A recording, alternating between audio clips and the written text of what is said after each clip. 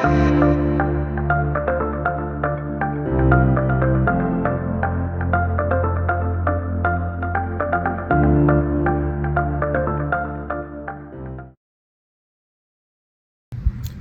has always had a bad reputation back to the days of Al Capone, and it has a bad reputation now.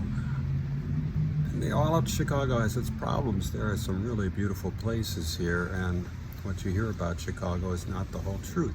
So I'd like to take you to some places that I love and consider spiritually significant or just beautiful that you may not know about, and talk about some subjects of importance at a time when I believe we're all at war. We are really at war right now. We have got to be warriors. Let's get out and talk about it. This is Lane Technical High School, or Lane Tech as it's called, one of the largest high schools in Chicago. And these are the football fields and the baseball fields. And there's a little path that leads through them to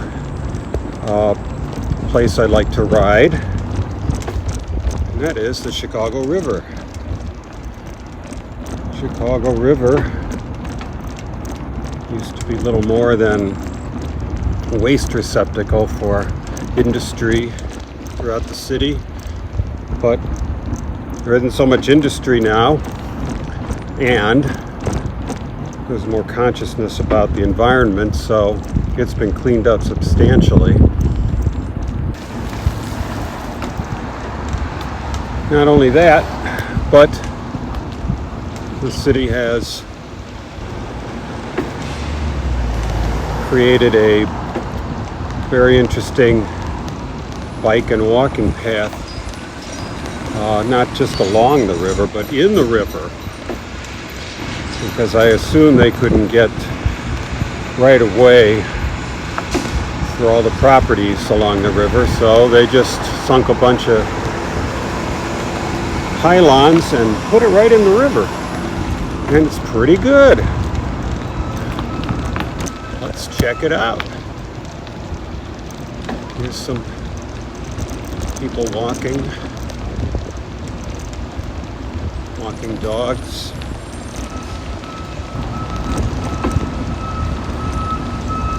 So as you probably know, I was raised Christian. Went to Catholic school, was an altar boy. My dad wanted me to go to Catholic high school. I said no. There's the river over there, up ahead on the left.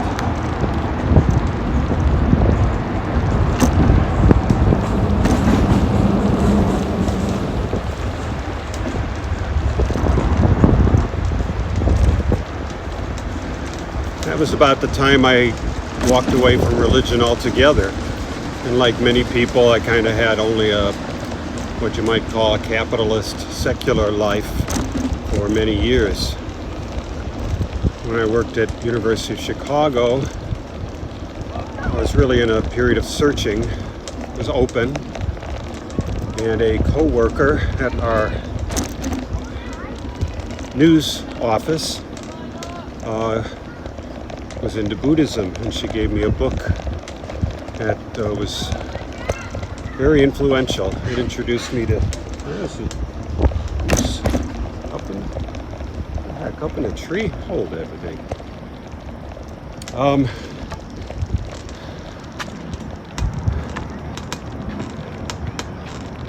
No, folks, that's a heron. So I don't know if you can see across the way.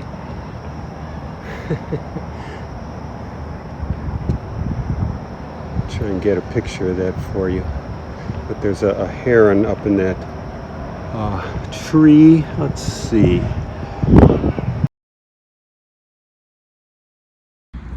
I've stopped at a bridge right over the river. This path, look at how this path goes up and over the river, and it's looking south toward Addison. There's some soccer fields over there.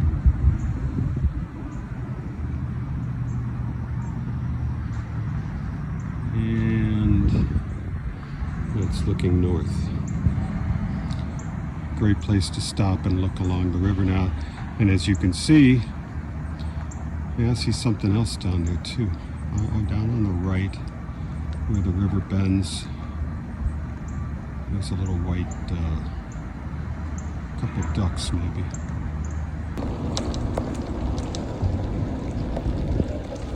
This bike path bends behind a park and a pool. And this goes along the river. Now the river's on our right.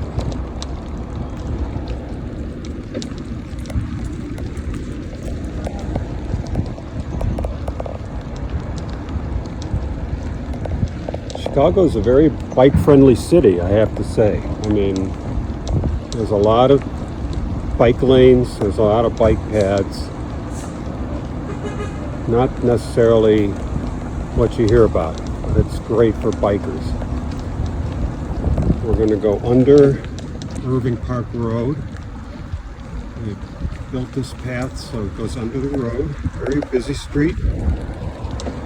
And it goes to a nice park called Horner Park. Oh, somebody's doing some cleaning up here and planting, huh?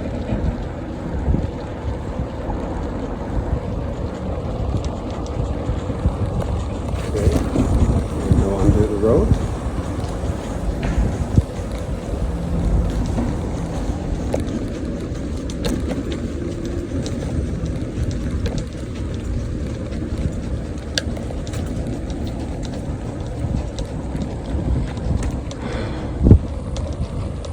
And here's Horner Park.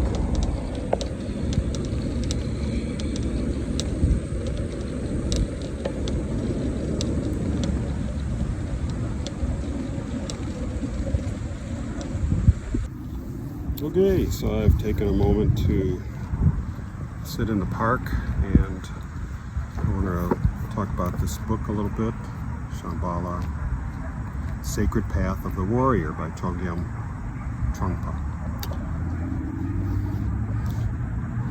Trungpa's vision of enlightened society was pretty literal.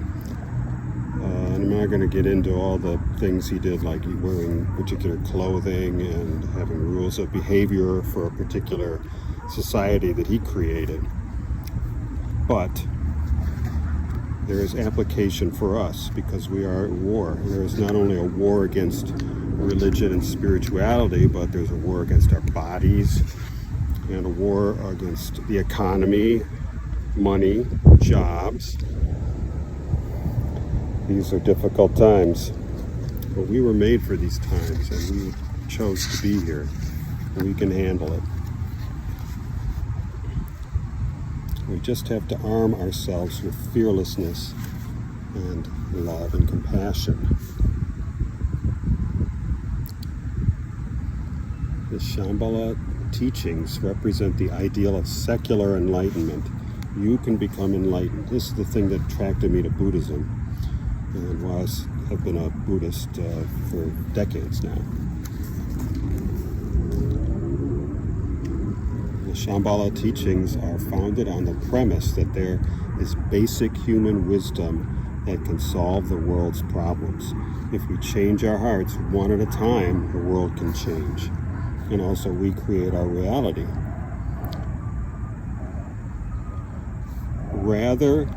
So it's not a tradition from East or West. It's basic human, cultural, spiritual tradition. It is a tradition of human warriorship that existed in many cultures and many times throughout history. Warriorship in this context is the tradition of human bravery or the tradition of fearlessness. The key to warriorship and the first principle of Shambhala vision is that of not being afraid of who you are. Who you are is a basic, loving, beautiful human being with capacity to radiate health and happiness no matter what the world throws at you. And the world is throwing a lot at us. I acknowledge that. These are extraordinary times.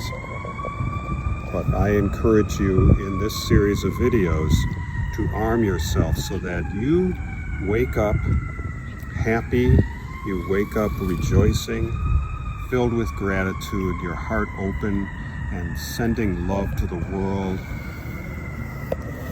rejoicing in the beauty of nature, and becoming a warrior in the sense that you are open. You're strong enough to be vulnerable. You're strong enough to take disappointments and not let it, and not strike back in anger, but to still love your enemies and love the people who are starting wars and love the people who are attacking us literally and love the people who are taking our hard-earned money and taking jobs away from us and separating us from each other and causing us to hate people and run them down. The more I think about it, the more things I can come up with that we need to defend ourselves against. So this series of videos is about defense, sovereignty, power in the sense of knowing yourself, regulating your mind and your feelings. And if you do that, you can do anything. You can go be a doctor, you can go through your day as a nurse, you can be a CNA, you can care for your mom, your dad, you can care for yourself, you can care for animals, you can garden, whatever kind of care you do, you will feel it come back.